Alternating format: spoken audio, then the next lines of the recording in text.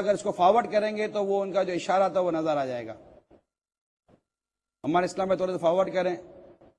یہ دیکھیے یہ اسلام میں اشارہ کریں کو اسکرین پر باقاعدہ مفتی فاروق کی پیشانی نظر آ رہی ہے. اور پھر اب آگے بڑھائیں. یہ اسلامی بھائیوں نے الحمدللہ وہاں پر ان کے اسکرین پر منظر دیکھا. اب یہ منظر کیمرے میں جس طرح مطلب کہ محفوظ ہو سکا حاجی رضا ماشاءاللہ جتنا لے سکے تو انہوں نے لیا. لیکن رضا بھائی نے بھی خود فرمایا کہ جو چمکتی دمکتی پیشانی میں نے دیکھی تھی وہ کیمرے میں بھی نہیں آئی. یہ خود انہوں نے مجھے بتایا کہ جو چمکتی دمکتی, کیونکہ اسلامی بھائی نے بھی اس سے پہلے یہ ساری چیزیں ملاحظہ کی تھی, لیکن چونکہ یہ سب معاملہ ہمیں جتنی اجازت ملی اس کے بعد جو رضا بھائی نے دیکھا, یہ آپ نے دیکھا, وہ منظر آپ نے دیکھا.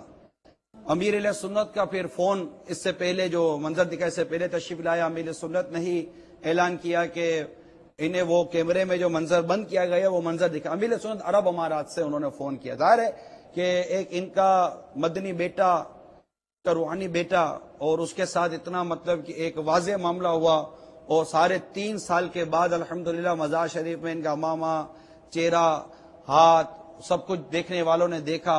اور جو ہمارے کیمرے نے بند کیا وہ ابھی آپ نے بھی مدنی چینل پہ دیکھا. ان کے ایک اپنے جذبات تھے اور انہوں نے اپنے فون کر کے اس شرکا اجتماع سے, شرکا جو وہاں جمع تھے ان سے الحمدللہ مدنی قافلے کی نیت بھی کروائی. وہ دیکھیے نیت کا منظر.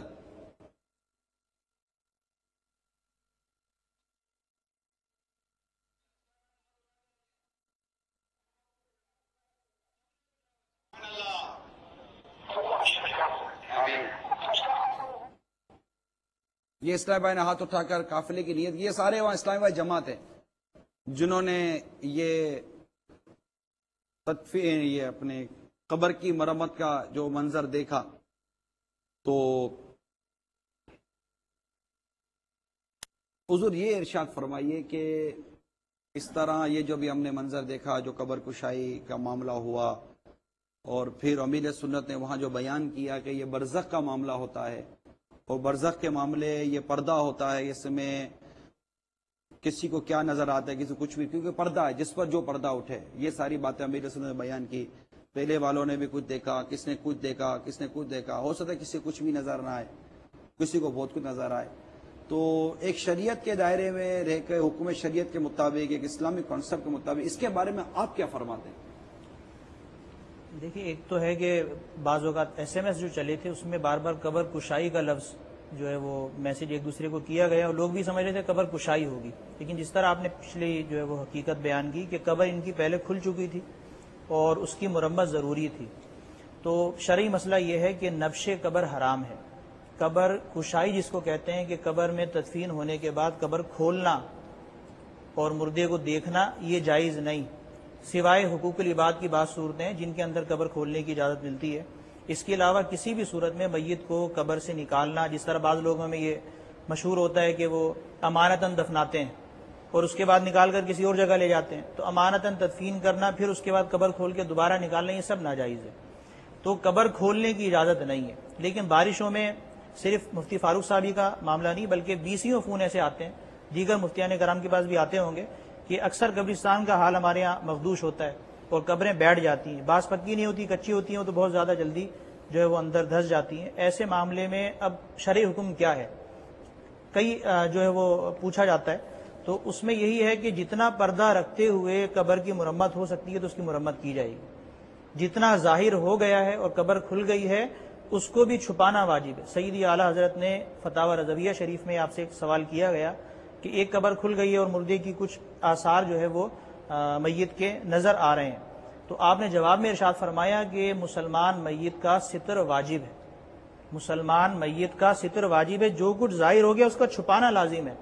اب جتنا ظاہر ہوا مفتی فاروق علیہ رحمہ کا, اور جو لوگوں نے دیکھا مختلف اوقات میں, جس وقت بارش تیز تھی اور پانی اندر گیا اس وقت کی کیفیت کچھ اور ہوگی, اور جس وقت ہم گئے تو پانی چونکہ اندر خشک ہو چکا تھا اور کیفیت ایسی نہیں تھی کہ وہ قبر اندر سے پوری خراب ہو, اور سلپیں بھی ایک سلپ ٹوٹی ہوئی تھی, باقی ایک سلپ جو ہے وہ ٹوٹ کر گرنے والی تھی. تو میت کا ستر واجب ہے, اس لیے جو ہے وہ مرمت اس کی ضروری ہو گئی تھی. تو یہ شرعاً جائز ہے کہ اگر میت کو اندر رکھتے ہوئے اس کی مرمت ہو سکتی ہے، تو میت کو بلا وجہ چھیڑ چھاڑ کرنا، اس کو نکالنے کی کوشش کرنا، پوری قبر کو کھول دینا، یہ بالکل اس کی شرعاً اجازت نہیں۔ دل میں تو بہت طرح طرح کے خیالات آتے ہیں، کسی بھی مسلمان میت کے ساتھ بھی جو ہے وہ ایک ہمدردی کا اظہار ہوتا ہے، پھر ایک نیک صالح شخص ہو، محبوب ہو، جس کی طرف لوگوں کی توجہ کا مرکز ہو، اس کی جب قبر کھلتی ہے، اسی طرح عزیز و اقارب میں سے باقی کسی کے والد کی کھل گئی، والدہ کی کھل گئی، تو ایسے موقع پہ ایک دل میں جذبات اٹھتے ہیں کہ میں بس کسی طرح اس کی بہت اچھی طرح مرمت کر دوں۔ تو آپ غور کیجئے کہ قبر کا حال تو ویسے ہی قبر ہوتی ہے، وہ مٹی کا گھر ہے، اور وہ جس طرح سب کی بنتی ہے اسی طرح ایک عام مسلمان کی بھی بنتی ہے، یا ایک صالح کی بھی بنتی ہے، نیک ہو یا بد ہو، سب کی قبریں بظاہر بنائی ایک جیسی جاتی ہیں۔ اور شرعاً حکم یہ ہے کہ قبر جب بن جائے تو اس کے بعد دوبارہ کھولنا یہ ممکن نہیں، اندر کچھ نہ کچھ مٹی وغیرہ کے آثار ہوتے ہیں۔